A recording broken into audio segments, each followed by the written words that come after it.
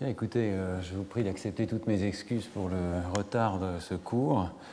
La distance avec le plateau de Saclay est très élastique et suivant les jours, le RERB nous demande 1h30 ou 1h40 de trajet. Je suis vraiment désolé. Alors, nous allons donc prendre aujourd'hui notre dernier cours sur le bébé statisticien en abordant une question qui est peut-être difficile justement pour l'apprentissage statistique, qui est la question de l'apprentissage de règles, et notamment des règles du langage. Je vous avais laissé la semaine dernière avec l'idée que le bébé pouvait apprendre des statistiques sur les mots de sa langue maternelle. On avait vu qu'il pouvait en particulier segmenter les séquences de syllabes ou de phonèmes qu'il entend, en se fondant sur les probabilités de transition entre les syllabes et détecter donc la présence de mots de 2 ou de 3 syllabes dans des ensembles en se fondant sur les probabilités de transition. Mais il est tout à fait clair que ça ne peut pas suffire pour l'apprentissage de la langue. Il faut postuler des apprentissages plus abstraits que les simples probabilités de transition. Si on réfléchit, et ce sera forcément extrêmement bref, à ce que c'est que connaître une langue, puisque nous possédons tous dans l'espèce humaine le don des langues, eh bien, il est tout à fait clair que ce don des langues dépasse la connaissance d'une simple matrice de probabilité de transition entre mots ou entre syllabes. Et c'est peut-être d'ailleurs ce qui nous distingue, c'est très discuté dans la littérature, ce qui nous distingue par exemple d'autres espèces comme les oiseaux chanteurs qui disposent de séquences, mais dont il n'est pas clair qu'on ait besoin d'une description à un niveau plus élaboré que les simples probabilités de transition. Alors, dans quelle mesure est-ce que la connaissance humaine du langage dépasse les probabilités de transition? Bien d'abord, il est évident qu'il faut faire intervenir des règles de transition entre catégories.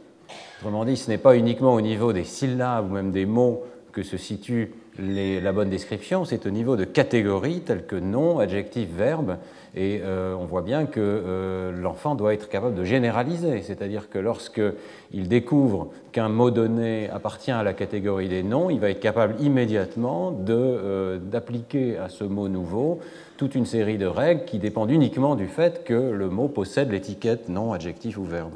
On peut citer cette phrase extrêmement célèbre de Noam Chomsky, « Colorless green ideas sleep furiously », qui n'a absolument aucun sens, mais dans lesquelles vous détectez immédiatement, si vous êtes locuteur de l'anglais, que les règles syntaxiques sont correctes.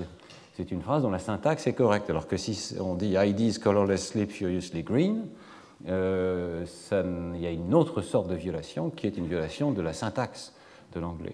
Chomsky utilisait ces phrases pour dire que, à probabilité de transition nulle, puisque vous n'avez jamais entendu cette phrase « colorless green ideas sleep furiously », vous avez quand même une connaissance des catégories de la langue qui vous permet de reconnaître que l'arbre syntaxique est préservé. Alors, le deuxième point qui est extrêmement important, c'est que même les probabilités de transition entre catégories de mots sont insuffisantes. La langue n'est pas organisée sous forme d'une chaîne de Markov avec des transitions entre catégories de mots, elle est organisée plutôt sous forme d'arbres. Toutes les langues possèdent des structures en constituants, en arbres, les linguistes aiment dessiner des arbres pour rendre compte de cette complexité du langage, ce qui implique que les règles syntaxiques se traduisent non pas par des transitions de probabilité d'un élément au suivant, mais par des dépendances statistiques avec une distance variable et arbitraire entre les éléments.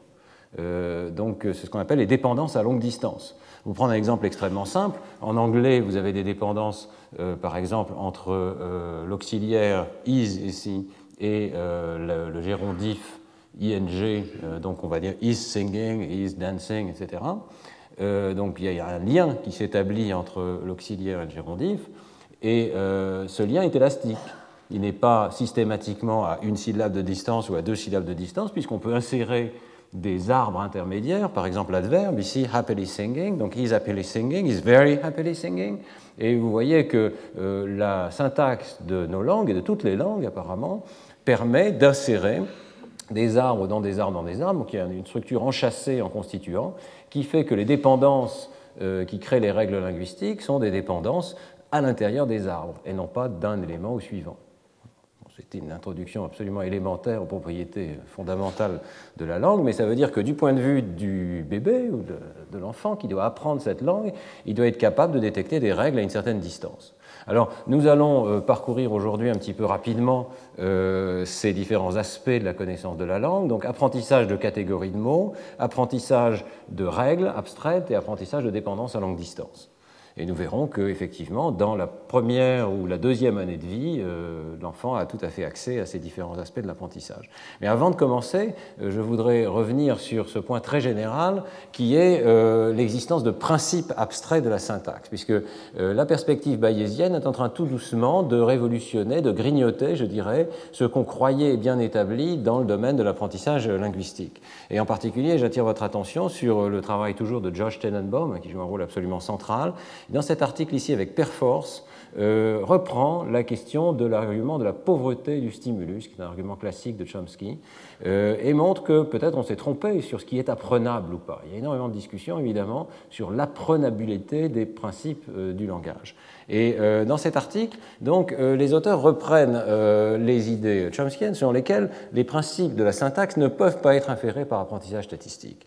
L'argument classique, c'est que l'enfant ne peut pas découvrir par lui-même que la formation des questions, par exemple, fait appel à une structure arborescente et non pas linéaire. Pourquoi? Parce qu'il n'entend pas suffisamment d'exemples, le stimulus est pauvre, tel est l'argument, hein, et donc l'enfant n'entendrait pas assez d'exemples pour être capable de faire l'inférence appropriée. Alors la formation des questions, c'est très simple, hein, l'argument est le suivant, c'est quand donc, si la phrase de départ c'est « the boy is smiling », la question sera « is the boy smiling », n'est-ce pas? Donc on inverse et on va amener l'auxiliaire devant la phrase. C'est une manière de décrire ce qui se passe ici dans cette transformation. Mais qu'est-ce qui se passe dans une phrase un petit peu plus compliquée comme « The boy who is smiling is happy ». Si vous considérez ça comme une chaîne avec des mots successifs l'un après l'autre, il n'est pas totalement exclu de penser que la formation des questions serait « Is the boy who is smiling happy ». C'est-à-dire qu'on a amené le premier « is » devant. Mais vous voyez bien que ce n'est pas du tout une phrase syntaxiquement correcte, ce n'est pas la bonne transformation de la phrase. Et la bonne transformation, évidemment, c'est « Is the boy who is smiling happy ?» Alors, qu'est-ce qui se passe ici? Eh bien, la deuxième transformation est évidente pour tout le monde parce qu'on sait que « the boy who is smiling », c'est un constituant de la phrase de départ, et c'est ça qu'il faut, lorsqu'on déplace l'auxiliaire, il faut tenir compte de cette structure en constituant, ce qui n'est pas le cas dans la phrase marquée d'une étoile ici, qui est syntaxiquement incorrecte. Mais l'argument de la pauvreté du stimulus, c'est que les enfants n'entendent jamais d'exemples de type 2. Ils n'ont pas suffisamment d'entrées statistiques, d'après Chomsky, pour pouvoir découvrir ce type de régularité, et ils appliqueraient trop rapidement dans l'apprentissage du langage des règles complexes de ce type-là, alors que les entrées qu'ils ont reçues ne suffisent pas pour généraliser. Donc Chomsky dit « It's quite possible for a person to go through life without having heard any of the relevant examples that would choose between the two principles ». Two principles, c'est arborescent ou linéaire. Et donc, Chomsky est amené à postuler que nous disposons tous d'une grammaire universelle, c'est-à-dire de contraintes extrêmement fortes, qui nous permettent de réduire l'espace des hypothèses, et aucun enfant ne fait d'hypothèse qui consisterait à produire, même transitoirement, ce type de construction. Bien, alors tout ceci est bel et bon, et l'argument est posé, mais Perforce et collaborateurs attaquent ce point de vue en montrant qu'en fait, il est tout à fait possible d'utiliser les phrases entendues dans un contexte d'apprentissage bayésien pour sélectionner même des principes extrêmement abstraits de la grammaire universelle. C'est-à-dire qu'on a toujours cette notion, dont je vous ai souvent parlé, de la bénédiction de l'abstraction, c'est-à-dire qu'à un niveau extrêmement abstrait, toutes les phrases qu'on entend vont contribuer à stabiliser le principe qui est que la langue est organisée suivant un principe arborescent et non pas un principe linéaire. Alors, la force, je dirais, de l'article de Perforce, Tenenbaum et Regier, c'est de simuler ce point de vue très directement. Ils vont reprendre la notion d'un modèle bayésien hiérarchique dans lequel il y a 3 niveaux. Au plus bas niveau, il y a des productions linguistiques observées, ce sont les données que reçoit l'enfant. Donc, ils se servent de la base de données Childes, qui est une très jolie base de données qui recense énormément soit de production, soit de réception de l'enfant dans les premières années de vie, donc qui permet vraiment de comprendre comment est constitué le langage de l'enfant. Je vous incite vivement à la consulter si vous êtes intéressé par ce sujet. Il y a énormément de données dans cette base de données Childes. Donc ça, c'est le bas niveau. Et ils vont supposer un modèle hiérarchique dans lequel, au niveau intermédiaire, il y a une grammaire spécifique d'une langue donnée, par exemple la grammaire de l'anglais, Mais le choix de cette grammaire lui-même, dans ce modèle bayésien hiérarchique, est sélectionné par le type de grammaire qui est possible. Et le type de grammaire, ça va être par exemple une grammaire non contextuelle, éventuellement probabiliste, mais il peut y avoir d'autres types. Ça peut être une chaîne de Markov, ça peut être une grammaire à état fini, et Perforce et collaborateurs, dans leur simulation, considèrent donc toute une série de types de grammaire possibles. Donc le modèle n'est pas contraint, n'est pas déterminé en tout cas à choisir la grammaire particulière, et on arrive à un modèle dans lequel l'enfant n'aurait pas vraiment une grammaire universelle, il aurait un éventail beaucoup plus large de grammaires possibles. Et alors, ce que montrent les auteurs, c'est que si on fait tourner le modèle avec des entrées issues de la Beit-Chaldès, et qu'à chaque entrée donc, du modèle, on met à jour les probabilités des niveaux supérieurs, eh bien, on arrive très vite à stabiliser le principe approprié du niveau du haut, c'est-à-dire, enfin, dans l'état actuel des hypothèses, hein, une grammaire non contextuelle, arborescente, avec enchâssement récursif de constituants. Donc, contrairement à l'argument qui était fait au départ, ce type de principe est apprenable. Il faut bien s'entendre sur ce qu'on veut dire par apprenable, c'est-à-dire que ce type de principe doit faire partie de l'espace des hypothèses. Donc, quelque part, on peut dire on n'est pas si loin de l'hypothèse inéiste ou nativiste. Les grammaires context-free, non contextuelles, font partie de l'espace des hypothèses qui sont considérées par l'enfant. Mais on n'est pas forcé de penser qu'elles sont les seules disponibles. Et un apprentissage bayésien, avec cette bénédiction de l'abstraction, est capable de généraliser et de trouver très vite que c'est le bon descripteur pour l'espace des productions verbales qu'il reçoit. On est très proche ici du papier de Kemp et Tenenbaum, dont je vous ai souvent parlé, c'est-à-dire la capacité de ces modèles bayésiens à un niveau extrêmement abstrait à choisir le bon modèle. Sélection de modèles, c'est une des forces de l'apprentissage bayésien, et ici peut-être que l'enfant, dans ce modèle, sélectionne la bonne hypothèse, le bon type de grammaire, et au moins il s'agit ici d'une démonstration de principe fondée sur une simulation. Il n'est pas du tout impossible à l'enfant, sur la base de quelques centaines de phrases, de découvrir que l'organisation de ce domaine linguistique, c'est un domaine sous forme d'arbre. Alors, cette première base étant posée, on va voir maintenant dans le cours un certain nombre d'exemples d'apprentissage spécifique dans lesquels il faut postuler à chaque fois que l'enfant est capable de faire des raisonnements particuliers sur les entrées qu'il reçoit. Alors, premier type d'apprentissage, comment est-ce que l'enfant fait le tri entre des mots à contenu et des mots qui réfèrent à des objets particuliers, par exemple les noms. Je pense qu'on connaît encore trop peu de choses sur ce domaine, hein. Mais j'ai choisi un exemple particulier très récent, toujours du groupe de Jacques Meller, qui joue un rôle très important dans ce domaine, qui montre qu'il pourrait y avoir des indices extrêmement simples qui permettent à l'enfant de faire le tri et de commencer à voir que certaines séquences de syllabes sont des mots à contenu, sont des noms par exemple, et d'autres sont des foncteurs, sont des petits éléments grammaticaux qui vont donc servir à organiser la phrase.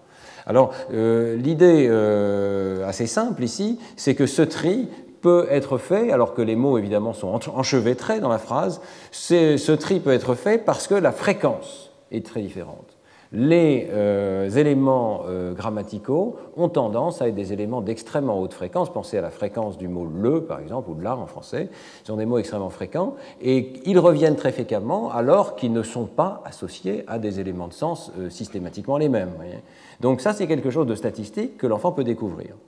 Donc l'hypothèse qui est faite ici par Horman, Endres et Meller, c'est que les enfants pourraient détecter que dans une chaîne qui par ailleurs pour eux au départ n'a pas de signification, il y a des éléments très fréquents et il y a des éléments peu fréquents, et que quelque part dans le système, les éléments fréquents seraient associés à des foncteurs grammaticaux. Alors pour tester cette hypothèse, ils prennent 28 enfants italiens, 17 mois, donc au début de cette explosion lexicale où le langage va vraiment se développer massivement, et ils vont les exposer à des structures françaises du type « ce chat ». Voyez. Alors, évidemment, pour nous, ça paraît évident, mais quand vous écoutez ce chat, il y a deux syllabes qui jouent des rôles strictement équivalents, sauf que l'un est un foncteur grammatical et l'autre est un nom. Bon. Alors, ils vont présenter ce chat accompagné d'un objet, et ils vont regarder ce que l'enfant apprend. Est-ce qu'il est capable d'apprendre que c'est chat qui réfère à l'objet et pas ce? Alors, voilà comment se déroule l'expérience. Hein. L'enfant commence par entendre 81 phrases françaises, qui sont évidemment manipulées, hein, de manière à ce que dans ces phrases françaises, il y ait des syllabes se et vo qui sont extrêmement fréquentes, qui sont présentées 9 fois plus fréquemment que d'autres syllabes chat et cerf, qui par ailleurs jouent des rôles équivalents, l'enfant ne sachant pas la langue française. Alors, il commence par être exposé donc à des phrases de ce type, et ensuite vient l'apprentissage clé, dont on a déjà parlé la semaine dernière, c'est-à-dire l'apprentissage d'un objet particulier qui est associé à cette étiquette verbale. Donc l'enfant va entendre ce chat, et à chaque fois, il aura l'objet particulier que vous avez sous les yeux, ici cet objet bleu. Et puis ensuite, on va passer dans la phase de thèse, et c'est là que c'est intéressant. On va faire entendre à l'enfant systématiquement des bisyllabes nouveaux. Dans un cas, il va entendre ce mais, et dans l'autre, il va entendre vos chats.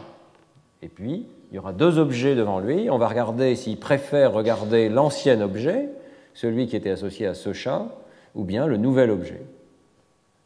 Vous voyez qu'a priori, il n'y a rien de particulier qui permet de savoir que ce ne réfère pas à l'objet et que chat réfère à l'objet, sauf la fréquence particulière des stimuli présentés en entrée. Alors, que fait l'enfant? Eh bien, effectivement, ça fonctionne, c'est-à-dire que lorsque l'enfant entend semer, il se tourne vers le nouvel objet, alors que lorsqu'il entend vos chats, il se tourne vers l'ancien objet. Donc, quand il entend vos chats, il semble bien que ce soit chat qui compte, l'enfant détecte que c'est chat qui compte et que c'est ça qui réfère à l'objet, et l'enfant se tourne vers l'objet bleu.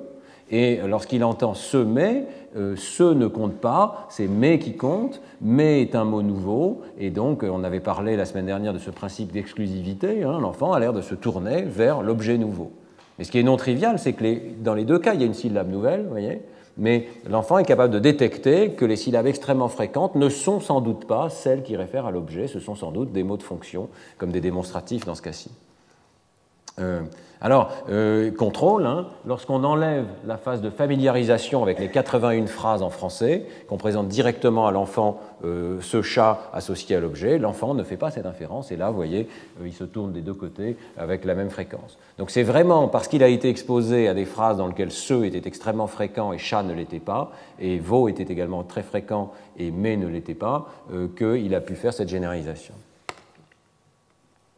Bon, il y a 2 interprétations possibles de cette expérience qui sont discutées dans l'article. La première, c'est que l'enfant fait des statistiques fondées sur la fréquence d'association. Alors, il faut imaginer cet enfant qui entend 81 phrases dans lesquelles il y a le mot « ce » qui revient extrêmement fréquemment, et ce mot « ce » n'est jamais associé à un objet particulier. Donc, ce que proposent les auteurs, c'est qu'au-delà d'une certaine fréquence de récurrence de ces mots, les enfants abandonnent, c'est le mot qu'ils utilisent, et concluent que ces formes n'ont pas de sens intrinsèque, puisqu'elles ne reviennent jamais avec les mêmes objets, donc ce sont sans doute des mots de fonction. Et la fréquence pourrait jouer un rôle particulier ici. On voit bien que si un mot revient fréquemment, il ne va pas être souvent associé à un objet particulier, on va pouvoir décider que c'est un mot de fonction, c'est un mot grammatical. Deuxième possibilité, c'est que ce sont des enfants italiens. En italien comme en français, il y a le même ordre des démonstratifs et des noms. Donc, les enfants pourraient appliquer la grammaire de la langue maternelle à ces entrées qui leur sont présentées ici. La période de familiarisation pourrait leur permettre de segmenter les entrées en 2 mots différents, et ils pourraient conclure que l'un est un déterminant, l'autre est un nom, et comme c'est en italien, le déterminant est en premier, le nom est en second. Voyez. Donc, ces 2 possibilités sont également disponibles pour interpréter cette expérience, mais les 2 suggèrent que les enfants sont capables de faire des raisonnements relativement élaborés, un traitement syntaxique, et on pourrait appeler proto-syntaxique, qui va commencer à faire le tri, et qui va dire certaines syllabes réfèrent à des objets, d'autres syllabes ne réfèrent pas à des objets et sont des mots de fonction.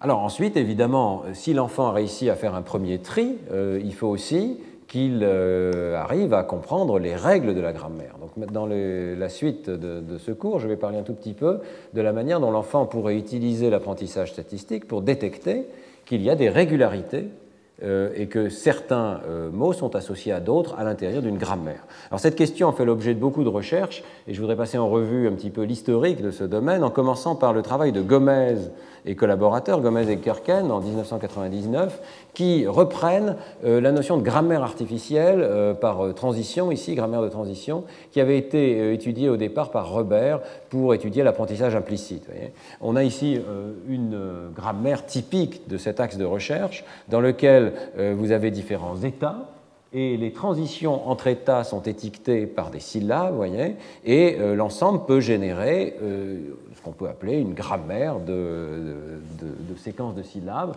Donc, cet arbre ici à droite peut générer, par exemple, vote pelgique, comme une séquence, une phrase possible, ou bien pel, tam, pelgique, etc.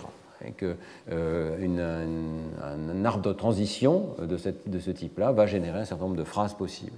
Question, est-ce que les enfants, et à quel âge les enfants sont-ils sensibles à l'organisation de séquences de syllabes sous forme de grammaire de ce type?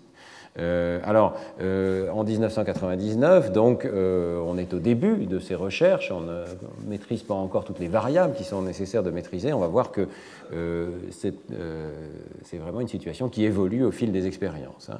Mais donc, à cette période, Gomez et Gerken décident d'étudier ça chez les enfants d'1 an, donc avant cette période d'explosion lexicale. Ils vont être exposés uniquement à 10 phrases. Alors ça, c'est intéressant parce que ce n'est pas beaucoup, 10 phrases de cette grammaire. Il peut en générer, je crois, 21 types de phrases différentes. Et donc voilà, les enfants vont être exposés à des choses du genre vote pelgique, pel, tam, pelgique, pel, tam, gic, rud, tam, rud, etc., qui toutes sont des phrases possibles issues de cette grammaire interne. Question, est-ce que les enfants exposés à ce type de régularité vont être capables d'extraire les régularités, de détecter que tous ces mots ne sont pas aléatoires, ou plutôt toutes ces phrases ne sont pas aléatoires, mais sont issues d'une grammaire particulière. Pour le savoir, on va regarder le temps qu'ils passent à écouter des phrases qui sont partiellement nouvelles et qui sont soit compatibles avec la grammaire de départ, soit incompatibles. Donc il y a 2 ensembles de phrases qui sont nouvelles ici. Vous avez 10 phrases qui n'ont pas été présentées rigoureusement dans la partie de départ, mais qui sont compatibles avec la grammaire, et d'autres qui sont non grammaticales. Dans l'expérience 1, pour créer les phrases non grammaticales, on a inversé la première et la dernière syllabe. Vous voyez, donc, vote, gic, rud, tam serait une phrase possible. Elle doit être là quelque part. Voilà, elle est ici, vous voyez. Et là, on a inversé la première et la dernière syllabe pour créer cette phrase non grammaticale.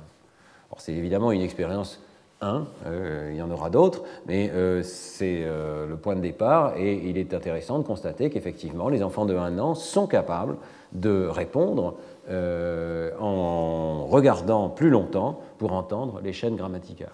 Donc, ils ont une sensibilité à la statistique qui leur a été présentée. Bon, le problème, c'est qu'il s'agit de s'assurer que les enfants ont effectivement appris une grammaire, ont effectivement appris des règles de grammaire. Donc, est-ce qu'ils ont vraiment pu apprendre cet art de transition? D'abord, je suis sceptique sur le fait même qu'avec 10 phrases, ça suffise à identifier le modèle de droite. Je pense que ça serait intéressant de faire un travail théorique là-dessus, mais ils ne le font pas dans l'article. Est-ce que vraiment il y a une seule grammaire qui est compatible avec les phrases de départ? Ça, j'en suis pas sûr. Deuxièmement, et c'est un très sérieux problème expérimental pour cette série d'expériences, les probabilités de transition ne sont pas contrôlées. Elles sont en fait totalement violées dans la partie de droite ici. Vous voyez que par exemple tamgic ne peut pas exister, si je ne me trompe pas. Si tamgic, ça existe, pardon. Il y a un certain nombre de transitions entre syllabes ici qui sont tout simplement inexistantes dans l'ensemble d'apprentissage. Par ailleurs, évidemment, le fait même de démarrer avec tam ou de terminer avec vote, ce sont des choses qui sont impossibles dans cette grammaire. Donc, vous voyez que énormément de choses sont violées et il est difficile de savoir à quoi l'enfant exactement est sensible dans cette expérience. Alors, c'est un problème général pour ces expériences. Il s'agit de réduire progressivement l'espace des possibles. Les auteurs le font en passant à une expérience 2, dans laquelle ils raffinent leur test en présentant, je crois que c'est en dessous, voilà, la partie grammaticale, la même qu'auparavant, mais la partie non grammaticale, on va commencer par la bonne syllabe. Donc, cette fois-ci, on commence par vote, par exemple. On termine par une syllabe qui est possible, et c'est entre les deux qu'on va modifier l'ordre interne des syllabes. Donc c'est un peu plus difficile pour l'enfant. Il ne peut pas se fonder sur la première ou sur la dernière syllabe pour détecter qu'on lui présente quelque chose qui est incompatible avec ce qu'il avait appris auparavant. Et les enfants continuent de regarder plus longtemps les chaînes grammaticales que les chaînes non grammaticales. Donc quelque part, ils ont une sensibilité qui dépasse la simple connaissance de la première ou de la dernière syllabe. Néanmoins, les probabilités de transition sont toujours extrêmement différentes dans les deux cas. Et alors, il y a un autre argument aussi qui est intéressant, qui est développé par les auteurs, c'est que ces phrases de droite, là, elles n'obéissent pas à une grammaire, en fait. Elles ont été choisies en combinant des syllabes dans des ordres différents. C'est pas mal fait dans la mesure où les statistiques de présentation de chacune des syllabes, donc la fréquence des syllabes correspond à celle de l'ensemble de départ. Le point de départ et le point d'arrivée sont les mêmes, mais par contre, à l'intérieur, il n'y a pas de règle qui régit ces phrases de droite. Alors, il se pose la question, est-ce que l'enfant pourrait détecter que l'ensemble de gauche obéit à des règles, alors que l'ensemble de droite n'obéit pas à des règles? Autrement dit, qu'il y a un modèle simple de l'ensemble de gauche et des phrases d'apprentissage de départ, alors qu'il n'y en a pas pour ces phrases de droite. Donc, ils en viennent à leur expérience 3, qui est un peu plus intéressante, à mon avis, qui est de contraster directement deux grammaires. Donc, les grammaires commencent et se terminent par la même syllabe, mais entre les deux, l'espace des transitions n'est pas du tout le même. Voyez, et les enfants vont être exposés à l'une ou à l'autre et testés avec l'une ou testés avec l'autre. Donc là, on s'approche d'une expérience qui est quand même plus intéressante, puisque les deux ensembles sont régis par des grammaires. La question est de savoir si l'enfant détecte que certaines instances ne peuvent pas être produites par la grammaire qu'il avait appris au départ et sont produites par une autre grammaire.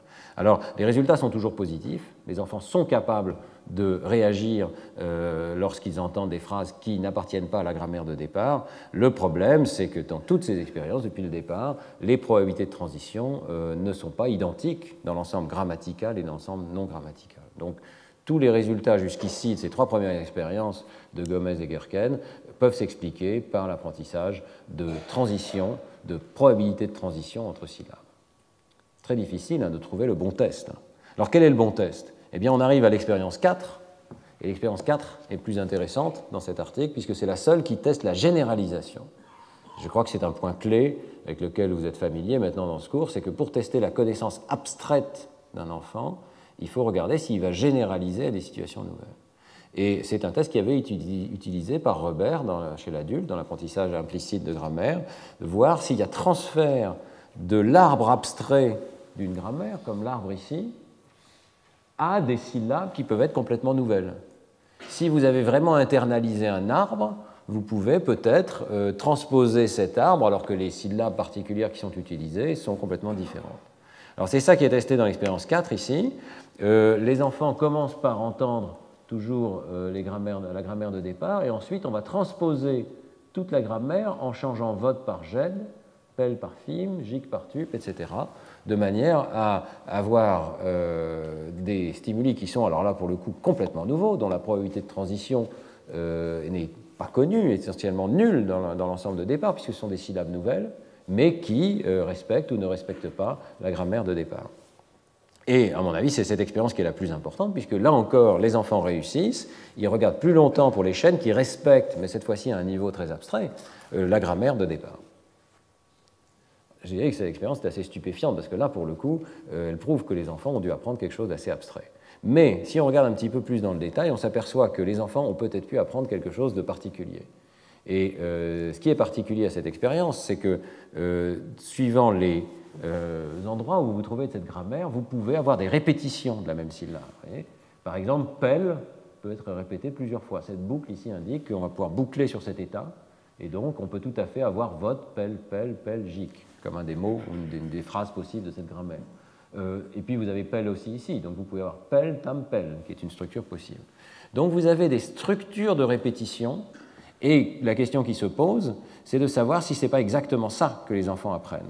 Donc si vous regardez en détail, dans les structures grammaticales auxquelles l'enfant est exposé, il y a des moments où il y a des choses qui se répètent. Je ne sais pas si on peut voir. Voilà, par exemple, ici, vous avez vote, rud, gic, vote, rud, gic.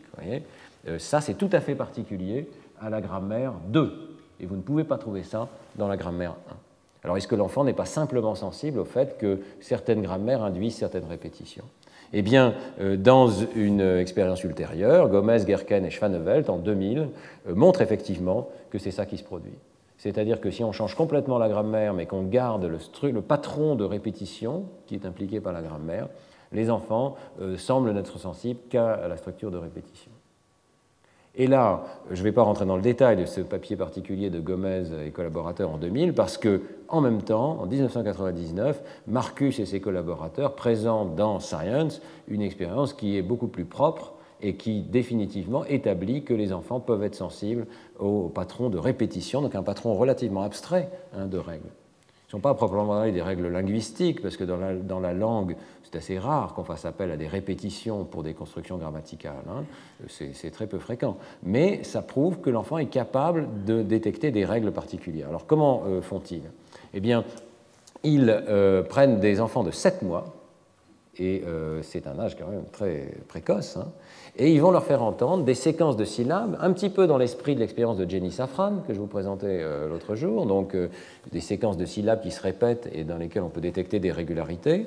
Mais ici, les régularités vont être abstraites, grammaticales si on veut, avec une grammaire qui va être soit ABB, soit ABA. Ce qu'on veut dire par là, c'est qu'il va y avoir des répétitions de syllabes et que, par exemple, pendant 2 minutes, l'enfant va entendre des répétitions du type ga-ti-ti, bo-fou-fou, pi-la-la, etc. Vous voyez, à chaque fois respectant la structure ABB. Un autre enfant, dans l'autre groupe, va être exposé à la régularité ABA. Et la question qui se pose, est-ce que l'enfant est capable d'apprendre que tous ces stimuli obéissent à une règle de type ABB? Donc pour le savoir, au cours de la séquence de test, on va présenter des séquences qui sont toutes nouvelles. On fait appel à des syllabes qui n'ont jamais été entendues auparavant, mais qui respectent le patron d'origine ou pas. Donc par exemple, wo fait fait ou wo fait wo. Et tous les enfants vont entendre les mêmes syllabes, mais ils viennent d'un apprentissage qui est soit ABB, soit ABA. L'expérience est bien faite, et les enfants, le résultat est tout à fait net, écoutent plus longtemps les séquences qui s'écartent de la grammaire de départ. Donc on voit bien ici le temps passé en secondes à écouter les wo fait fait ou les wo fait wo, et suivant que les phrases, donc ils appellent ça des phrases, suivant que ces phrases soient consistantes avec la grammaire de départ ou inconsistantes, vous voyez qu'il y a un changement assez massif, très significatif. Ce sont des expériences, c'est rare que les expériences chez le bébé fonctionnent de façon aussi massive. Donc les enfants font la différence entre des mots qui sont tous nouveaux, mais dont certains respectent ou ne respectent pas la grammaire de départ. Alors, il y a 3 expériences, comme vous voyez. L'expérience 1 établit le phénomène, l'expérience 2 réplique en changeant systématiquement les syllabes et même les traits phonétiques qui sont utilisés dans les syllabes, de sorte qu'il ne puisse pas y avoir de doute qu'il s'agit d'une généralisation à des syllabes complètement nouvelles. Et dans l'expérience 3, également, les résultats étaient étendus à 2 autres règles, AAB versus ABB, ce qui est important parce qu'il y a la même répétition, mais à des endroits différents. Donc les enfants sont quand même sensibles à ce que Marcus voudrait qu'on appelle des règles algébriques, c'est-à-dire des patrons assez abstraits, du type il y a une répétition en deuxième, vous voyez, il y a une première syllabe, puis il y a une deuxième répétition. Il semble que vers 7 mois, ce type de patron algébrique puisse être appris, détecté. Il est clair que là, on sort complètement du domaine de l'apprentissage associatif ou de probabilité de transition. Vous voyez, au niveau des probabilités de transition, il n'y a plus rien, puisque toutes les syllabes ici sont nouvelles. Donc c'est vraiment un autre domaine d'apprentissage.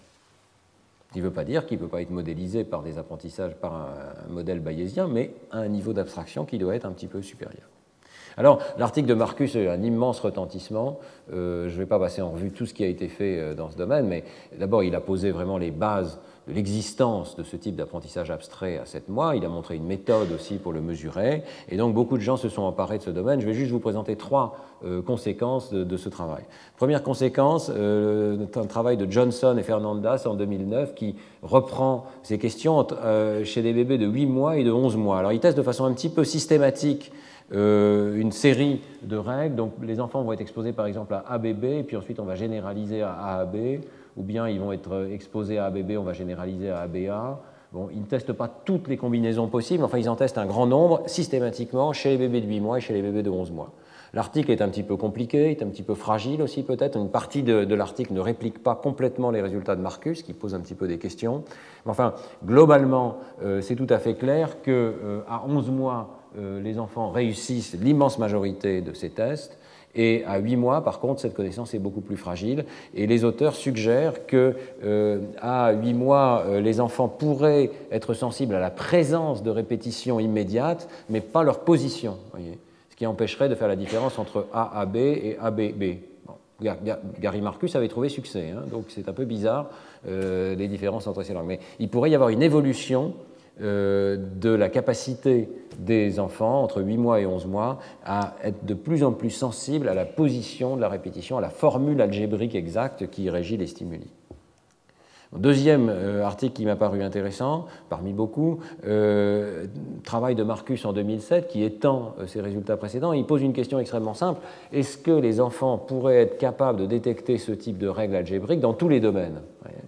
Les syllabes sont un domaine particulier, mais on pourrait tout à fait tester, par exemple, dans le domaine des tons purs.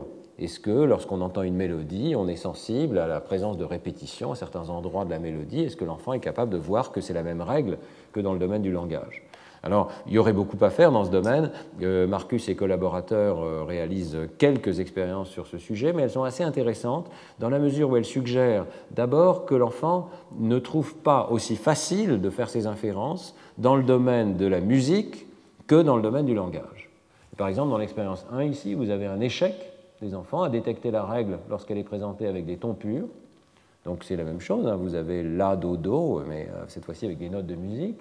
L'enfant ne détecte pas la règle, alors que les mêmes enfants, lorsqu'il s'agit de syllabes chantées, détectent la règle. Dans l'expérience 2, ils essayent des timbres différents, des sons d'animaux, et que les enfants n'y parviennent pas. Et alors dans l'expérience 3, ils y arrivent. Et pourquoi? Et c'est très intéressant, parce que les enfants sont d'abord exposés à la règle linguistique, et une fois qu'ils ont été exposés à la règle linguistique, alors oui, l'apprentissage est possible dans le domaine des tons purs ou des timbres ou des noms d'animaux.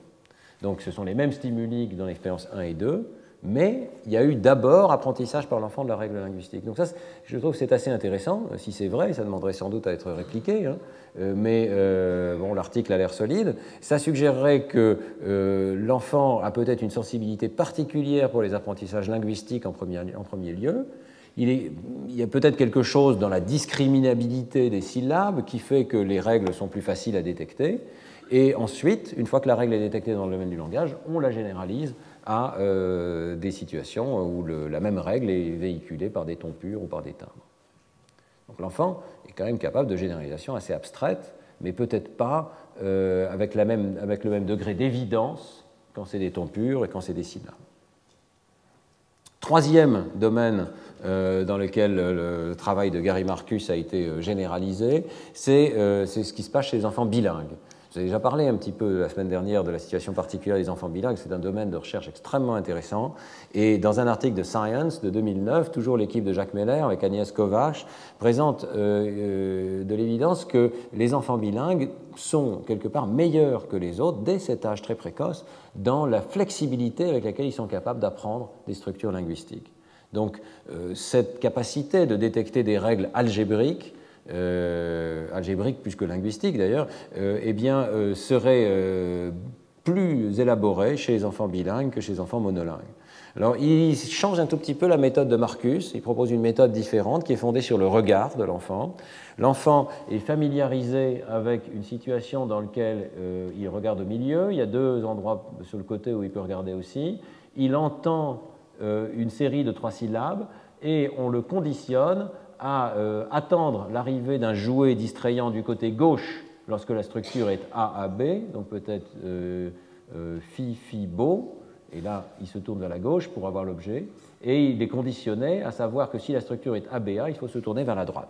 Donc il y a toute une partie de conditionnement, mais qui est très rapide, en quelques minutes, qui permet à l'enfant de détecter cette règle, et on va tester ensuite s'il connaît la règle en lui présentant des nouveaux items avec des syllabes jamais entendues auparavant, mais qui respectent la même régularité, AAB ou ABA, et on va regarder si son regard se tourne spontanément en anticipation vers la gauche ou vers la droite. Donc est-ce que l'enfant est capable d'utiliser la règle pour anticiper sur la suite?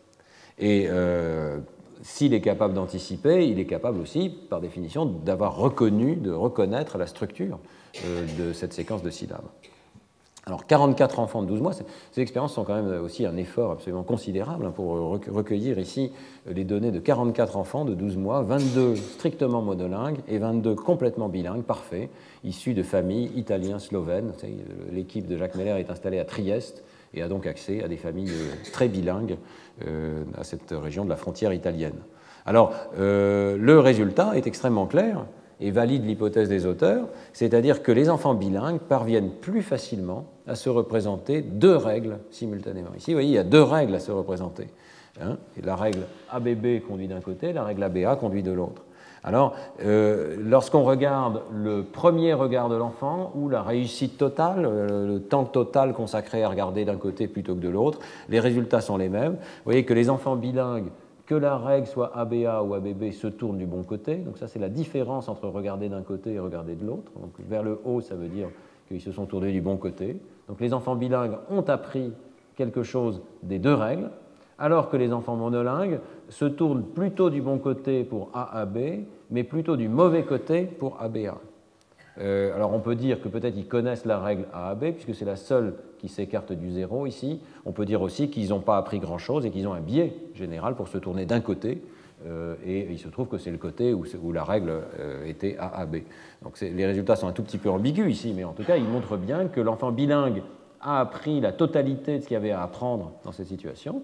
L'enfant monolingue n'a appris qu'une fraction de ce qu'il fallait apprendre. Pour vérifier évidemment que les enfants monolingues ne sont pas simplement incapables d'apprentissage, qui serait étrange, mais enfin il y a un contrôle ici dans cette expérience dans lequel ils utilisent un conditionnement par le fait que la voix soit une voix d'homme ou une voix de femme, et là les enfants monolingues n'ont pas de difficulté particulière à apprendre à se tourner à gauche ou à apprendre à se tourner à droite. Donc l'apprentissage n'est pas tellement dans la contingence ou dans l'anticipation du regard, il semble bien que la différence d'apprentissage entre monolingue et bilingue soit dans la nature de ces règles. Et les auteurs proposent que les enfants bilingues aient, par leur simple exposition à des langues différentes, aient une capacité de flexibilité beaucoup plus grande dans l'apprentissage des règles linguistiques. Ce résultat, en tout cas, confirme clairement d'abord le résultat de Gary Marcus. Hein. Entre 7 et ici, c'est 12 mois, les enfants sont tout à fait capables d'apprentissage assez abstrait. Là, il y a vraiment un apprentissage abstrait. Hein. Mais en plus que peut-être les enfants diffèrent en fonction de leur exposition antérieure et que le fait d'avoir été exposé à un environnement bilingue, finalement, augmente la diversité des règles qui sont considérées par l'enfant et leur capacité d'apprendre rapidement lesquelles de ces règles doivent être stabilisées. Alors, ça s'inscrit dans une série de recherches qui sont menées par le groupe de Kovacs et Meller, et je voulais citer au passage cet autre article dans PNAS la même année, hein, qui là encore montre un avantage des enfants bilingues dans l'apprentissage. C'est une situation un tout petit peu différente ici, mais toujours dans l'idée de tester la flexibilité de l'apprentissage. Ils prennent des enfants de 7 mois, ils les exposent à des structures de 3 syllabes, qui respectent des règles et il les expose donc à cette situation suivie d'un écran visuel qui les incite à se tourner dans la première partie toujours du même côté, toujours du côté droit. Donc ils savent que lorsqu'ils entendent ces mots, alors au départ ce sont juste des trisyllabes qui respectent des structures statistiques à la Safran, puis après ce sont des structures du type AAB ou bien visuelles AAB. Et donc pendant 9 essais, les enfants apprennent que ce type de structure prédit l'apparition d'un objet à droite. Et là où le test devient intéressant, c'est qu'au bout de 9 essais, les syllabes changent et la règle change. L'enfant doit apprendre à se tourner de l'autre côté. Et on va voir combien de temps il faut à l'enfant pour se rendre compte que la règle a changé et que les mêmes structures linguistiques ou visuelles l'incitent maintenant à se tourner de l'autre côté. Le résultat est exactement le même qu'auparavant. Les enfants bilingues ont une plus grande flexibilité. Vous voyez. Donc ici, c'est avant le switch, les 9 essais d'apprentissage initial où ils apprennent à se tourner toujours du même côté. Vous voyez que les enfants bilingues et les enfants monolingues ne diffèrent pas. Au fil des essais, la proportion d'anticipation du bon côté augmente progressivement chez les monolingues et chez les bilingues. Mais après le switch, ici, les enfants doivent apprendre à se tourner de l'autre côté. Vous voyez que les enfants bilingues réapprennent, sont en bleu ici, et ils montent plus haut. Les enfants monolingues ont l'air de rester dans un état où ils ne changent pas la règle qu'ils ont appris au départ. Ce résultat, les courbes ne sont pas extrêmement impressionnantes dans cette première expérience, mais elles sont répliquées 3 fois. dans les 3 expériences que je vous ai montrées au départ, hein, donc avec des règles linguistiques ou avec des règles visuelles. À chaque fois, c'est le cas que la période pré-switch n'est pas différente et que la période post-switch, les enfants bilingues remontent beaucoup plus rapidement que les enfants monolingues. Donc là encore, un résultat extraordinairement précoce, 7 mois. À 7 mois, les enfants bilingues semblent avoir déjà tiré un bénéfice de l'exposition à une plus grande diversité de structures et semblent être capables de changer plus rapidement. Autrement dit, il y a une discussion, notamment en neuroéconomie, sur ce concept de volatilité, c'est-à-dire que non seulement nous devons être capables de nous adapter à notre environnement, mais nous apprenons à quel point l'environnement est changeant. Et la vitesse avec laquelle nous apprenons est déterminée par notre inférence de la volatilité de l'environnement. Si l'environnement change rapidement, nous devons apprendre à changer rapidement. Eh bien, il est possible que, dès 7 mois, les enfants bilingues ont une certaine notion de la volatilité de l'environnement et apprennent à changer rapidement de règles ou changer rapidement de structure. Donc, c'est une série de résultats qui vont dans ce sens-là. Il y a d'autres résultats qui suggèrent que le contrôle exécutif, la capacité de changer d'attention rapidement, changer de tâche rapidement, eh bien, sont également supérieurs chez les enfants bilingues. Donc, évidemment, tous les enfants sont capables d'apprentissage de règles, mais la vitesse de l'apprentissage n'est peut-être pas exactement la même. La flexibilité, la rapidité ne serait pas la même chez les bilingues. Bien, alors je vois que le temps passe évidemment extrêmement rapidement. Je vais aborder maintenant la question de ces dépendances à longue distance. Il est clair que dans les apprentissages qu'on a vus auparavant, Gary Marcus parle d'apprentissage algébrique. L'enfant apprend des structures qui impliquent des répétitions de syllabes, mais ça ne ressemble pas énormément à des structures linguistiques, dans la mesure où les structures linguistiques, c'est très rare qu'elles utilisent des répétitions 2 fois de suite de la même syllabe. Les structures linguistiques, comme je l'ai dit au départ, font plutôt appel à des structures enchâssées avec des dépendances à longue distance. Et donc, il y a un certain nombre de travaux qui portent sur la capacité des adultes ou des enfants à apprendre ce type de structure. Je vais commencer par un article de Marcela Peña, qui travaille beaucoup avec le groupe de Jacques Meller, et qui, dans un article de Science en 2002, nous montre qu'effectivement, il y a un type d'apprentissage tout à fait particulier qui est la détection de règles linguistiques à une certaine distance. Ici, il s'agit d'un travail qui est d'abord mené chez l'adulte, on passera ensuite à l'enfant. Donc, des adultes français sont exposés à des séquences qui sont formées d'une concaténation de groupes de 3 syllabes avec un patron qui est cette fois-ci AXC.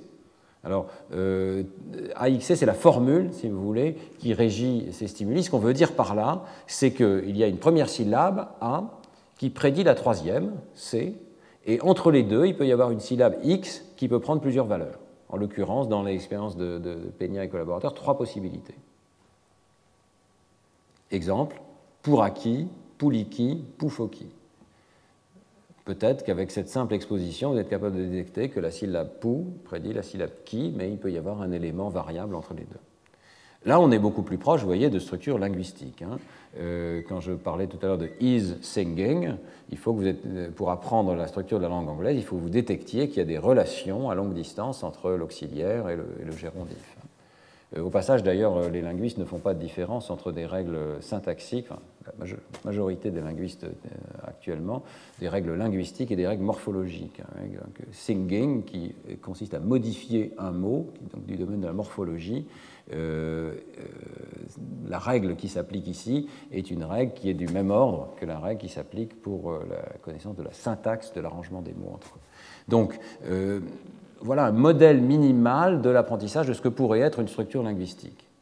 Une dépendance entre une première syllabe et une autre avec des éléments variables entre les deux. Alors comment ensuite regarder l'apprentissage de ce type de structure? Eh bien, inspiré par le travail de Jenny Safran et collaborateurs, on peut présenter des séries de syllabes, donc Pouraki, Beliga, Tafodou, Poufoki, Talidou, Beraga, et voir si la simple exposition à ce type de régularité permet de détecter la règle AXC. Alors ici, en fait, il y a 3 règles AXC. Pou prédit ki, B prédit ga et Ta prédit dou. Voilà. Donc, si les auditeurs sont capables de détecter la présence d'une régularité, ils doivent pouvoir grouper les syllabes par 3, détecter qu'il y a une sorte de parenthésage ici, et que ça fonctionne par 3. Mais alors que tout ça est présenté dans un flot complètement continu, hein, sans pause pour l'instant. Donc c'est un peu le même principe que l'expérience de Jenny Safran, dont je vous ai parlé il y a quelques semaines, dans lequel vous pouviez grouper la séquence en composants de 3 syllabes, mais ce qui vous permet de grouper ici en composants de 3 syllabes, ça n'est plus du tout les probabilités de transition, mais c'est l'existence d'une règle qui lie l'élément 1 à l'élément 3. Si on regarde les probabilités de transition, il est intéressant de voir que ça va dans le sens inverse, hein, puisque la probabilité de transition à l'intérieur de la séquence est de seulement 1/3, puisqu'il y a 3 syllabes possibles pour celui du milieu, donc il y a 1/3 de probabilité à chaque fois, alors que comme on ne répète pas 2 fois de suite le même AXC, la transition de qui vers B a une probabilité de 1,5. Donc en réalité, il y a une probabilité de transition plus élevée aux frontières ici qu'à l'intérieur des mots. Donc on est vraiment dans un domaine différent de l'apprentissage à la Jenny Safran, l'apprentissage de mots par probabilité de transition. Ici, il faut apprendre une règle. Alors, dans l'expérience 1, donc, les auteurs commencent par exposer pendant quelques minutes les sujets adultes à cette séquence avec des règles, sans leur dire quoi que ce soit. Et puis ensuite, ils vont leur présenter 2 types d'éléments possibles, des trisyllabes qui respectent la règle de départ, donc ce sont ce qu'ils appellent des mots, donc c'est simplement des séquences de trisyllabes qui étaient dans la séquence de départ, et puis d'autres qu'ils appellent des part words, des parties de mots, qui sont 2 syllabes d'un mot et 1 syllabe du mot suivant.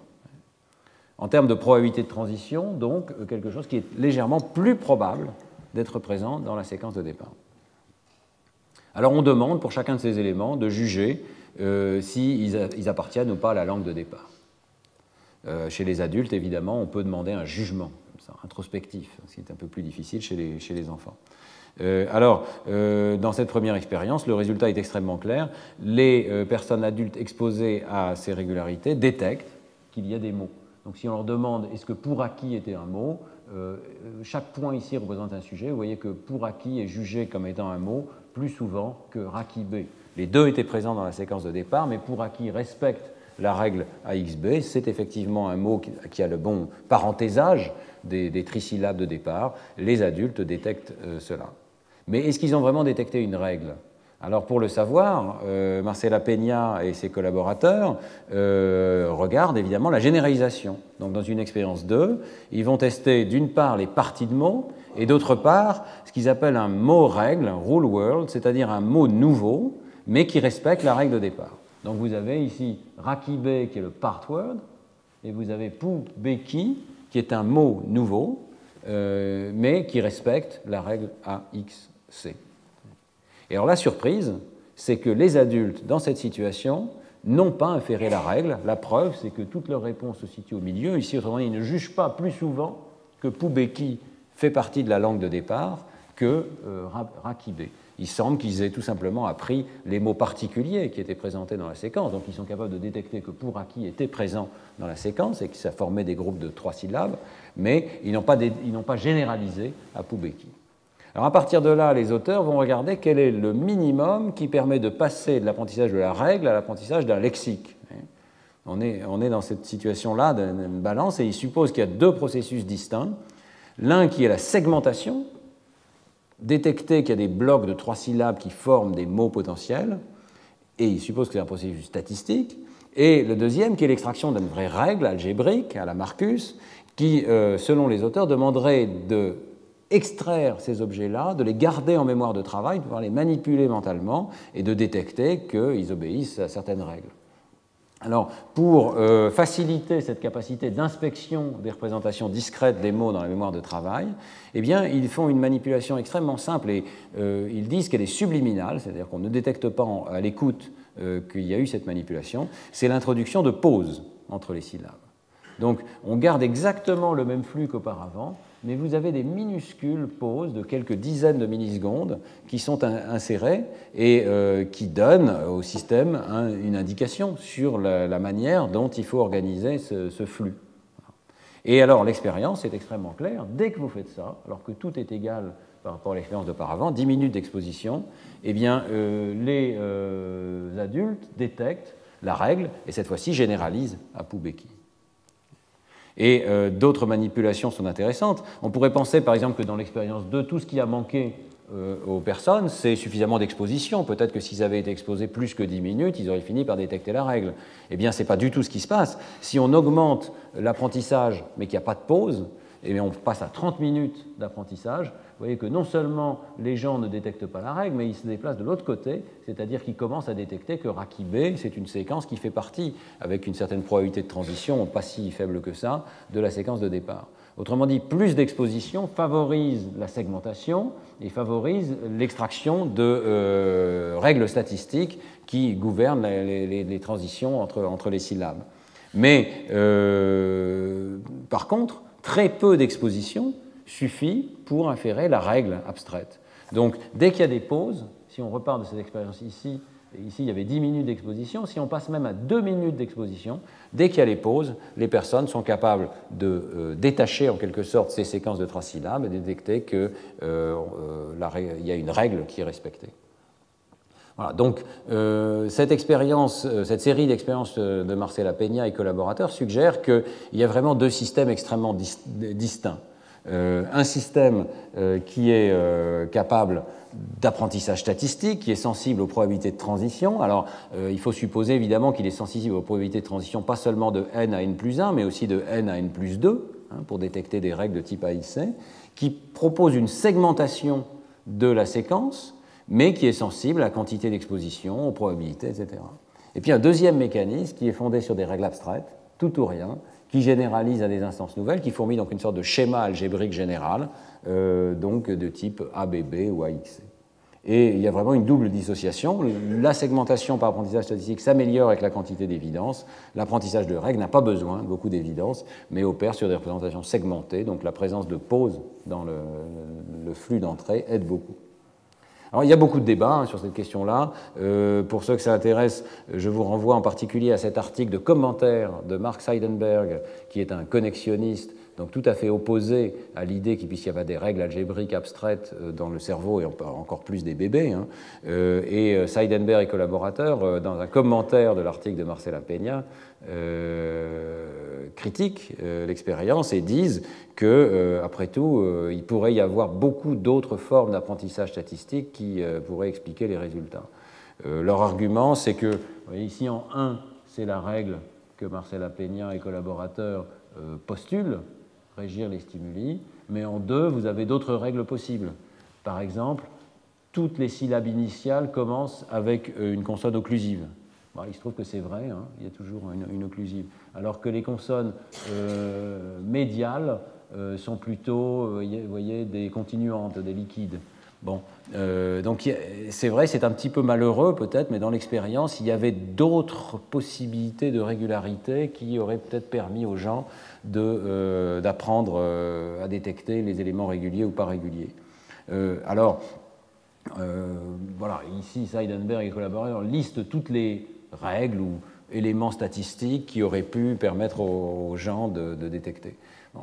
Le problème, c'est que Seidenberg et collaborateurs ne discutent à aucun moment le fait qu'il y a cette double dissociation, c'est-à-dire que des paramètres différents influencent des processus différents. Donc, ils se contentent d'un argument général qui est de dire on néglige le rôle des statistiques, etc. Bon. Moi, je ne vois pas d'alternative dans cette situation de double dissociation à l'idée qu'il y a deux systèmes différents et qu'il y en a un qui est quand même très abstrait, capable de généralisation. Alors, bien sûr, ceci chez l'adulte. Est-ce que l'enfant est capable de tel apprentissage ? Eh bien, en réalité, le travail de 2002 de Marcela Peña était précédé de travaux chez l'enfant qui montraient effectivement que les enfants ont une sensibilité non négligeable à ce type de dépendance à longue distance. Peter Yushik, j'ai mentionné les travaux tout à fait pionniers dans le domaine de l'apprentissage du langage chez l'enfant, avait montré qu'à 18 mois, les enfants, dans leur langue maternelle, donc sans parler d'apprentissage d'une langue artificielle, mais dans leur langue maternelle, qui était l'anglais ici, étaient capables de distinguer des phrases grammaticales, comme is running, de phrases non grammaticales, comme can running. Voyez, et même is quickly running. Donc l'expérience de Yushik présentait l'intérêt de montrer que les enfants étaient capables de détecter ce qui ressemble à des règles A, X, C, alors que l'élément X pouvait être assez variable et éventuellement comprendre plus qu'une syllabe. Donc dès 18 mois, il semble que l'enfant, alors qu'il n'a pas encore la capacité de produire des structures complexes de ce type-là, est peut-être déjà sensible à la régularité statistique avec des règles de type AXC. Alors évidemment, dans l'apprentissage du langage naturel, il est difficile de contrôler toutes les variables. Donc l'expérience de Yushik présente à la fois l'intérêt de porter sur la langue maternelle de l'enfant avec une exposition à la langue qui est considérable pendant 18 mois. Par contre, présente le désavantage qu'il est difficile de contrôler précisément la base sur laquelle l'enfant a pu se fonder pour son apprentissage. Donc Gomez et collaborateurs, toujours le même groupe, en 2002, reprennent cette question avec un apprentissage artificiel, tout à fait similaire à l'article de Marcela Peña. Ils prennent des règles du type AXB et CXD. Donc Pel Wadim Jik, Pel Daisy Jik. Vot Wadim Rud, Vot Daisy Rum. L'idée, c'est qu'il y a un premier élément, une première syllabe, un élément variable au milieu, et puis une dernière syllabe qui est prédite par la première. Est-ce que les enfants vont être capables de détecter ça? Et pour le savoir, on les teste ensuite avec des éléments qui soit respectent la règle de départ, soit qui sont du type AXD, c'est-à-dire que c'est la syllabe qui aurait dû... on a mis D à la place de B, et puis CXB. Ce qui est joli dans cette expérience, c'est que ce sont toujours les mêmes éléments qui sont en premier, qui sont en dernier, c'est juste la combinaison, le lien entre la première et la dernière syllabe qui est violé ici. Et ça marche. Et les enfants de 18 mois sont tout à fait capables, après avoir été exposés à une grammaire de ce type, de détecter les stimuli qui violent la grammaire initiale. Donc là, on a la preuve qu'à 18 mois, dans une langue complètement nouvelle, inconnue des enfants, eh bien, ils sont capables de faire des inférences de ce type. D'un point de vue très intéressant, c'est que cet apprentissage ne marche que si l'élément X est suffisamment variable. Donc si X a 2 ou 12 possibilités, ça ne marche pas bien. S'il y a 24 possibilités, ça marche bien. C'est assez logique, hein, parce que pour détecter qu'il y a une règle, il faut évidemment s'abstraire. Le fait que l'élément du milieu soit variable vous incite à pratiquer cette abstraction, à détecter qu'il y a une régularité, alors que l'existence de probabilités de transition trop élevées peut vous empêcher de détecter la règle. Alors, ce qui est intéressant aussi dans le travail ultérieur, c'est que les enfants de 12 mois n'apprennent pas et qu'à 15 mois, ils commencent à apprendre avec ce changement de comportement dont on avait brièvement discuté auparavant, qui est qu'à ce moment-là, ils ont une préférence pour l'ancienne grammaire. Ils ont toujours ce changement de comportement. Au départ, ils préfèrent regarder ce qu'ils connaissent, comme s'ils allaient chercher de l'information supplémentaire sur ce qu'ils commencent à connaître, et à mesure que leur apprentissage devient plus élaboré, ils vont au contraire s'orienter vers la nouveauté. Il y a un changement de comportement assez systématique.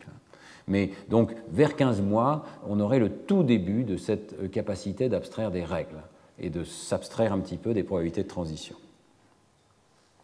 Il faut insister quand même sur le fait qu'aucune de ces expériences, pour l'instant en tout cas, à ma connaissance, ne teste vraiment la récursivité. La récursivité consisterait à regarder si ces règles peuvent être enchâssées les unes dans les autres et si l'enfant comprend que les arbres enchâssés gouvernent ce domaine de l'apprentissage du langage. Alors, les auteurs discutent également le fait que l'apprentissage de règles du type AXB peut permettre d'autres formes d'induction. Par exemple, ça peut vous permettre de conclure que tous les aimants X sont du même type. Voyez, comme dans la situation en anglais, hein, si vous réfléchissez à is running, is singing, is dancing, non seulement vous pouvez apprendre que is prédit ing et que ça forme une structure grammaticale, gérondif, mais vous pouvez aussi apprendre que ce qu'il y a entre les deux, c'est un verbe. Et donc peut-être placer dans la même catégorie tous ces éléments X. Et des expériences de Toby Mintz en particulier semblent montrer que ce soit le cas et que les enfants font ce type de généralisation. Donc on est aussi toujours dans cette idée d'un système où différents types d'apprentissage grignotent, si je puis dire, les régularités qu'il y a à découvrir dans le langage. Le système lexical va grignoter les probabilités de transition, détecter qu'il y a des éléments qui forment des mots, les associer à des sens. C'est le cours de la semaine dernière. Le cours d'aujourd'hui vous montre qu'il y a d'autres systèmes qui sont des systèmes de détection de règles, qui vont essayer de détecter qu'à longue distance, telle syllabe prédit telle autre, ou tel mot prédit tel autre, telle catégorie de mots prédit tel autre. Et tous vont travailler en parallèle pour essayer d'abstraire le plus d'informations possible de la séquence d'entrée et vont pouvoir collaborer. Donc une fois qu'on a détecté que is prédit ing, ce qu'il y a entre les deux, c'est un verbe, on va pouvoir le traiter comme un verbe. Bon, il est tard, je suis désolé, le cours a commencé très en retard. Je vais juste dire quelques mots et passer plus vite pour conclure à 11 heures précises sur le dernier élément dont je voulais vous parler, qui est le fait que l'enfant, on commence à penser que peut-être l'enfant est capable d'apprentissage d'un niveau encore plus élevé, d'apprentissage vraiment de programme de comportement. Ici, je ne vais pas vous parler d'expérience particulière, mais juste d'un modèle qui a été proposé par Piantadosi et collaborateurs, selon lequel, dans certains domaines, par exemple l'apprentissage des noms de nombres, eh bien, l'enfant présente une capacité de le sélectionner parmi, non pas juste des règles, mais des vrais programmes récursifs. C'est leur hypothèse. Qu'est-ce qu'il faut modéliser? Eh bien, il faut modéliser une situation qui est connue depuis de nombreuses années, je vous en ai parlé dans le cours sur les nombres il y a quelques années, c'est que les enfants ont une période dans l'apprentissage des nombres qui est assez prolongée, où ils peuvent tout à fait savoir réciter les noms de nombres, faire un comptage verbal dans lequel ils récitent 1, 2, 3, 4, 5, mais sans savoir nécessairement le sens de ces mots. Et on le voit parce que, par exemple, si on leur demande combien il y a d'objets sur une image, ou bien donne-moi un certain nombre d'objets, donne-moi 3 objets, ils n'ont pas un comportement approprié, ils vont par exemple, ce qu'on appelle des grabbers, ils vont prendre un paquet d'objets, si on leur dit donne-moi 3 objets, prennent un paquet, ils vous donnent le paquet. Voilà. Ils vont prendre le même paquet pour 3, pour 4, pour 5, etc. Ce qui est très intéressant, c'est que l'apprentissage est progressif. Pendant plusieurs mois, les enfants vont par exemple connaître juste le sens du mot 1. Alors si vous leur dites donne-moi un objet, ils vont vous donner un objet. Si vous leur dites donne-moi 2 ou 3 ou 4, ils vont avoir ce comportement de grabbing, d'attraper un paquet d'objets. Et puis ensuite, ils vont passer à connaître le mot 2. Et pendant plusieurs mois, ils vont connaître 1 et 2, mais pas les autres.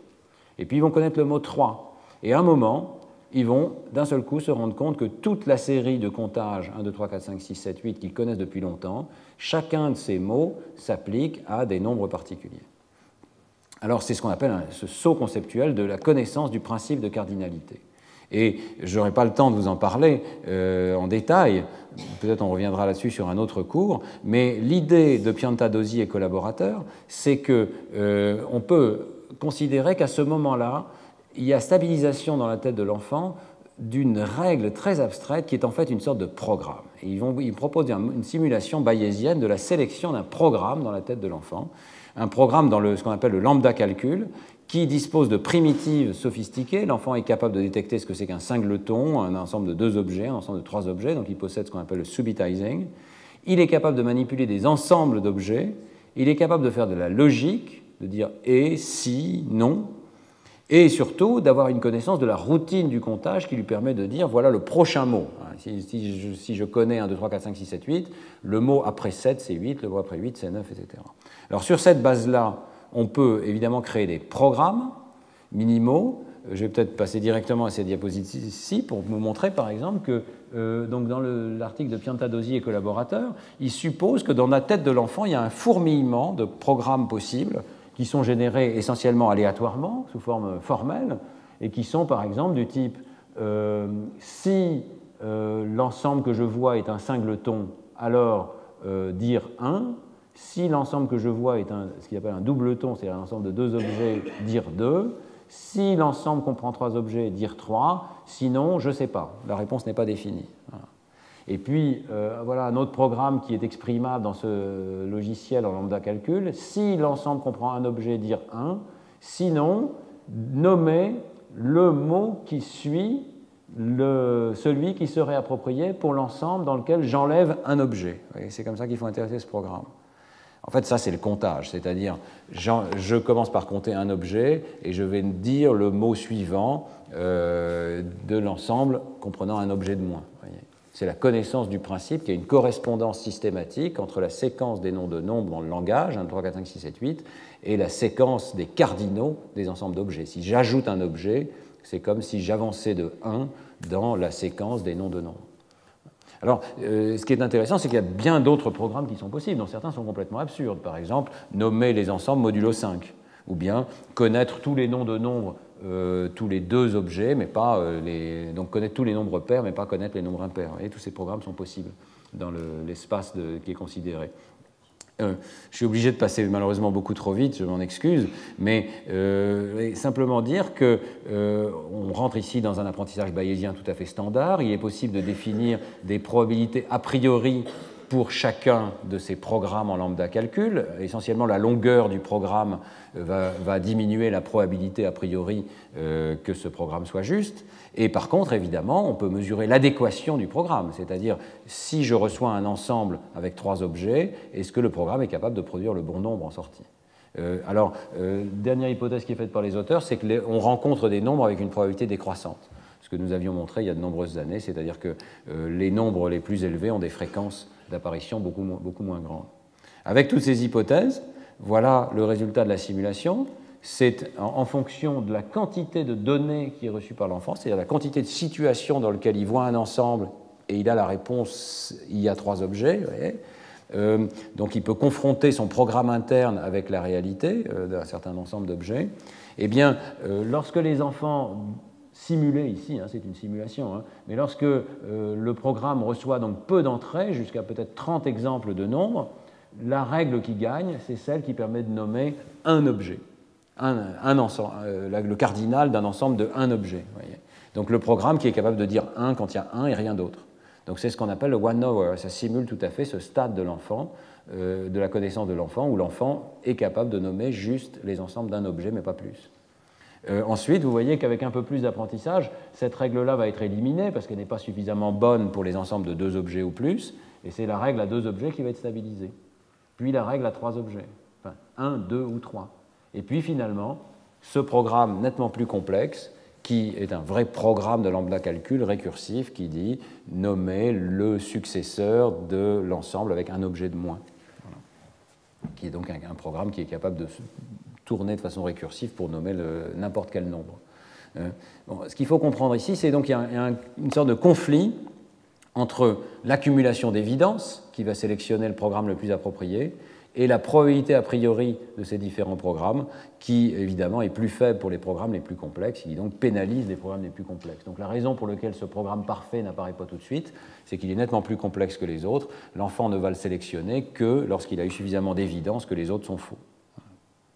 C'est un modèle extrêmement intéressant, je pense qu'il est encore un petit peu primitif. Je vais passer sur toutes ces explications, vous les retrouverez sur le site web, mais je pense que ce qui est quand même très intéressant, c'est, et je vais conclure sur le bébé statisticien, c'est de penser qu'on abandonne l'idée que l'enfant ne soit pas capable de structure abstraite. Il y a peut-être dans la tête de l'enfant, pour nommer les nombres, des authentiques programmes récursifs qui néanmoins ne demande pas de supposer un ultra-inéisme dans lequel l'enfant aurait ses programmes tels quels dès le départ, voyez, mais l'apprentissage bayésien est suffisamment sophistiqué pour permettre de stabiliser par stabilisation sélective, si on veut, ces programmes s'ils sont appropriés pour rendre compte d'un domaine comme celui des nombres ou celui de la grammaire. Donc, je pense que c'est un point extrêmement important en faveur de ces modèles bayésiens, c'est de dépasser le combat entre, disons, l'inéisme un peu extrême qui a pu dominer, je dirais, la perspective dans le domaine de l'apprentissage du langage et les modèles connexionnistes où tout est appris, où il n'y a aucune structure au départ. Donc, sur le plan strictement empirique, les enfants sont capables, à 7 mois, d'extraire des règles fondées sur la répétition de mots ou de syllabes. Ils sont capables de détecter des dépendances à longue distance entre les mots, entre 15 et 18 mois. Ils sont capables d'inférer l'existence de catégories de mots et de règles qui lient ces mots ou ces catégories de mots. Et je vous rappelle aussi l'exposé d'Anne Christophe l'an dernier, qui avait été beaucoup plus loin dans ce domaine de l'apprentissage des verbes et des noms. La modélisation théorique montre que les algorithmes bayésiens, notamment quand ils sont hiérarchiques, sont capables d'apprendre à découvrir des règles récursives qui régissent un domaine, comme celui des nombres, ou d'inférer qu'un domaine est régi par des arbres plutôt que par des chaînes, des graphes, des cartes euclidiennes. C'est le travail de Kemp et Tenenbaum. Donc, à la fois sur le plan théorique, l'apprentissage est possible, sur le plan empirique, l'apprentissage existe chez ces enfants en quelques minutes d'exposition à des séquences régulières. Il est important de comprendre que les modèles bayésiens ne sont pas complètement dépourvus de structures innées, pas du tout, au contraire. Il y a 2 sortes de structures innées qui existent dans les modèles bayésiens. Premièrement, il y a une machinerie complexe d'inférence probabiliste. Je vous renvoie au premier et au deuxième cours. Les enfants sont capables de suivre la probabilité d'événements du monde extérieur et ils sont capables d'anticipation, ils sont capables, sur la base de leur modèle interne, de dire voilà un événement de basse probabilité. Ils sont capables de détecter des signaux d'erreur dans leur cortex, et ces signaux d'erreur sont capables de se propager, de mettre à jour les représentations mentales. Ça, c'est une machinerie extrêmement complexe, et il est possible, bien que non encore prouvé, mais il est possible que cette machinerie soit présente dès la naissance, voire, on l'avait vu, chez le prématuré. Donc, il faut imaginer un système de câblage du cortex qui met en place une machine probabiliste bayésienne. Bien. Deuxièmement, il y a l'espace des hypothèses. Et ça, c'est extrêmement important. L'enfant n'explore pas tous les modèles possibles, il explore une classe de modèles possibles. Et on a vu que pour rendre compte de certains apprentissages, il fallait supposer qu'il apprend qu'il explore plutôt tel ou tel espace d'hypothèses. Et là, il y a quelque chose qui est quand même extrêmement intéressant, c'est cette idée que l'enfant de l'espèce humaine, contrairement peut-être à d'autres espèces animales, dispose d'un espace d'hypothèses différent. L'espace des hypothèses, dans notre espèce, comprendrait des fonctions récursives. C'est pour ça que nous sommes capables d'apprendre les nombres, nous sommes capables d'apprendre à compter avec une précision, le concept de nombre exact et de comptage qui n'existe pas ailleurs dans le monde animal.